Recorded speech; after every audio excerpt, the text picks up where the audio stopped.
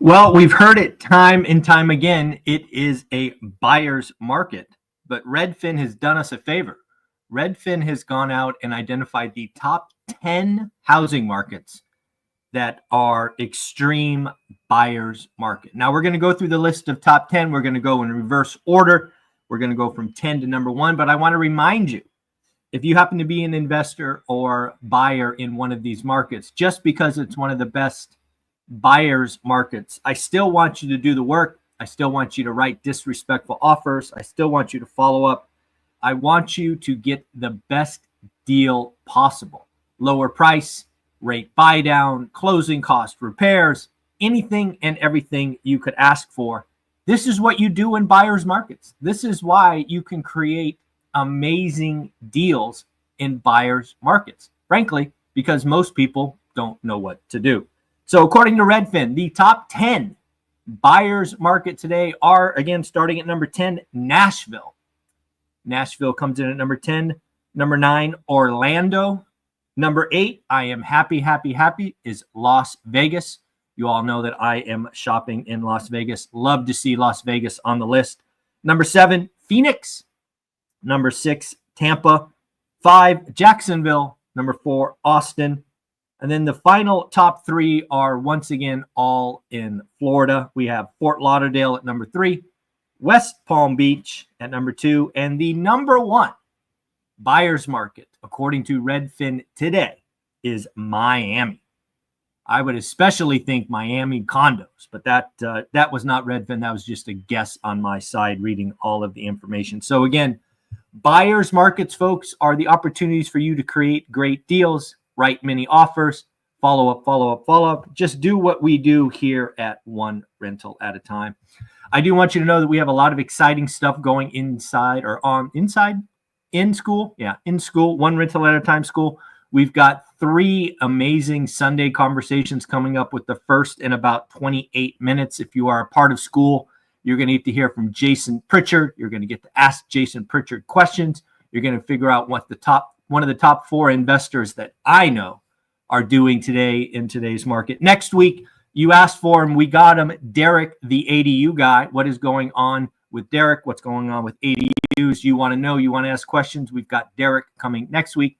And then most likely, we've got Bob Langworthy, CPA, someone that the Lumberjack and I use for accounting, coming in talking to us. It's not quite locked down yet. It might be the following week, but we are looking to get him inside there as well. And then finally, if you are a part of school, you had the opportunity to talk to Thatch Nguyen on Friday, talking about going from a homeless shelter to $100 million net worth, 100K cash flow a month. That video is already live in school. You can go ahead and watch it right now. It's inside school for you to consume. So go enjoy that. And of course, don't forget about Financial Firefighter. Financial Firefighter has made an amazing deal. Calling on you, Chester. Chester, this is for you. The Financial Firefighter has agreed to refund up to 20 people's first month if you want to try school. All you have to do is follow Financial Firefighter's YouTube channel, reach out to him on Instagram. He will then call me or verify with me that you are a new school member, and he will send you $20. So now you could even try school for free, all the education, all the forums, all the mentoring, and get it done for free. So again, you want to try it, don't like it, leave, no skin off your back. So again, shout out Financial Firefighter for that. Let's talk about the key economic info coming up. We've got a bunch this week. Starting on Monday, we're going to get the Chicago Business Barometer. We're getting a lot of mixed signals from different parts of the country. Some are starting to fire, some are still lagging. What's going on in Chicago will be important. Tuesday, folks, on Tuesday, we can officially say half the year is over. Half the year. Tuesday is July 1st, month 7. You only got 6 months left in the year. How you doing on your goals? What's going on? I could tell you that if you're watching me on this channel, you are a wealth builder. That much I know. You want to build wealth. You are building wealth. And we provide the best vehicle, the school community, for you to do that around others. One of the things you hear all the time is if you want to go alone, don't do it. Go get around other people that are doing it. So again, take advantage of Mark's tremendous offer and Don't let another 6 months slip by. You need a new network. You need new people, and we provide them here at One Rental at a Time. Back to Tuesday again. Can't believe it's July 1st already. We're going to get construction spending. We're going to get our first of 3 jobs numbers. Again, next week, very, very important. If you're hoping for a July rate cut, right, if you're Christopher Waller, if you're Michelle Bowman, if you want a July rate cut, these numbers have to be week. The JOLTS report, job openings, is expected to come in at 7.3. Last month it was 7.4. That number would have to come in probably below 7 million to be weak enough. On Tuesday, we will also get auto sales. Wednesday, ADP report. Remember last month, folks, it was ugly. Came in at 37,000, only 37,000. It was a huge miss to the downside. This month is expected to come in at 120,000. We shall see. This number would likely have to be negative. Yes, a negative ADP report would be bad enough to potentially get a July rate cut, but it all comes down to Thursday. It's always about the big number, and that is how many jobs were created, and you're going to get a number. Last month was 139, is expected to come in at 115. Again, if this number was like 25,000 or worse, you could potentially bring a July rate cut on the table. Because I think the Fed is, we will talk in a minute. We got Kashkari and Collins and Barkin. We got all kinds of Fed speak coming up. But they're all basically saying as long as the job market holds in, we're waiting till September. But more on that in a minute. The unemployment rate is expected to go up. It has been stuck at 4.2 for quite a while. It is expected to go up to 4.3. And hourly wages are expected to go up 3.9%. Again, wage growth greater than inflation, folks. That is a good thing. And then, of course, Friday is a national holiday. It is 4th of July. Time to celebrate independence way back from 1776. It looks like the big, beautiful bill is making its way through the Senate.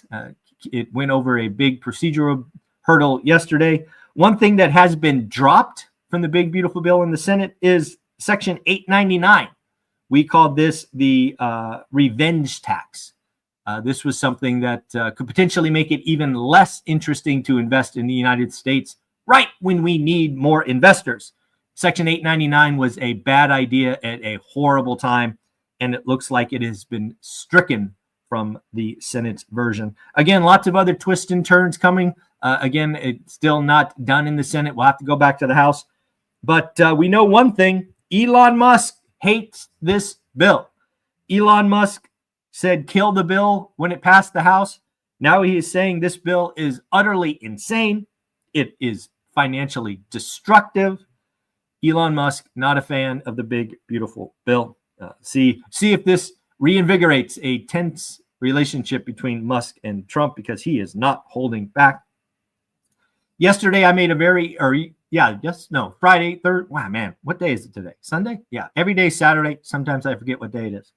I made a call that the housing market is going to finally hit the worst of the worst in August. I believe July and August are going to be some of the worst months for existing home sales. That is when sales of this July will be worse than last. Same with August. I've been very clear that I think September starts the turnaround.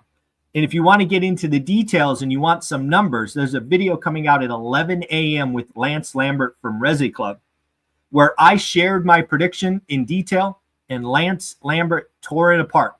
But by the end of the conversation, I was more convinced than ever that my call is right. And if you watch that video, you will actually see hard numbers, and you'll be able to hold me accountable like I will be able to hold myself accountable. Again, I believe the housing market, and I've been calling it for 4 years, the housing crash in transactions will finally bottom in August. Starting September of 2025, we will finally have more transactions this September than last September. We will be on our slow trek higher, and it will take years to get back to where we were. But darn it, the only way to go up is you got to hit bottom first. And I think August will be that bottom. So if you want to know more about it, you want to see Lance tear me apart, 11 a.m. The video will premiere on this channel. Go ahead and check that out. Don't know if you saw this, but the big spectacle in Venice, Jeff Bezos marries Lauren Sanchez. Some people are saying this wedding cost $50 million. $50 million. That's a party, folks. That's a lot of party. I would love to see some pictures from that. That's a wild party. All right, let's get into the Fed. We've got Fed President Barr still considering uncertainty of tariff policies. I think we are clearly seeing a divide in the Fed. Some want to go early, like Waller and Bowman. Others are like, hey, slow your roll. Let's go in September. I think September is becoming very important because, again, you get through the summer, as Powell is asking. Tariffs could slow economy and cause unemployment to rise. The double whammy, right? Slower GDP, higher unemployment, higher inflation, a la stagflation. Concern for Barr. Important to bring inflation back to target as low-income households can ill afford price increases. This is the nasty nature of inflation. Inflation is a feature, not a bug. Unfortunately, that only helps the wealthy. It helps the asset owners. Anybody who does not own assets get run over with inflation. It is a regressive tax. It hurts the folks at the bottom far more than the folks at the top. And Barr wants to make sure it doesn't come back. Fed President Barkin, I won't take any action off the table, but I do seek more data. Again, basically saying, let's wait for the summer. The policy may not be that restrictive. Basically saying a lot of people think we're being restricted today. He's like, I don't think so. Look at consumption. Again, because he says consumption is steady. Let's go to Kashkari. More time needed to determine if effects of a trade war are delayed or if it will be smaller than we thought. Again, back to Powell's comment, we need to learn through this summer. If the Fed cuts in September, any tariff effect shows up later, we could always pause rates. Again, I think more and more people are coming to the aspect that no cut in July, but you know what? Let's give them something in September. And if inflation sticks around longer or goes higher after that, we just wait and see. And finally, we'll talk about Fed President Collins. Says Fed has time to carefully evaluate incoming information. July is probably too early to cut rates. Again, folks, people are just, the Fed is really, has a couple of people really reaching for a July rate cut. Also, these people, I think, are looking for a job. I think Bowman and Waller would like to get the chairman's job. So they are trying to cozy up to Trump to say, hey, we'll cut for you, boss. Let us in the game. We'll see if that happens. And then lastly, folks, let's congratulate 3 people who have joined school. We've got Devin, Kevin, and Keith. All of you have joined school. Please introduce yourself. Take advantage of the live sessions like Jason and Derek, the ADU guy, and hopefully Bob, and many, many others coming. We'll do Sunday lives inside school every Sunday. I am not traveling. So again, we will see you there in a few minutes. Like, subscribe, comment. Again, don't forget, just because you have a top 10 buyers market like Miami or Palm Beach or Fort Lauderdale, please, please, please don't pay list price. Write something disrespectful, follow up, look for the motivated seller, get 30-year financing, make sure it cash flows day one. Just keep doing the work. Thank you. Take care. Later.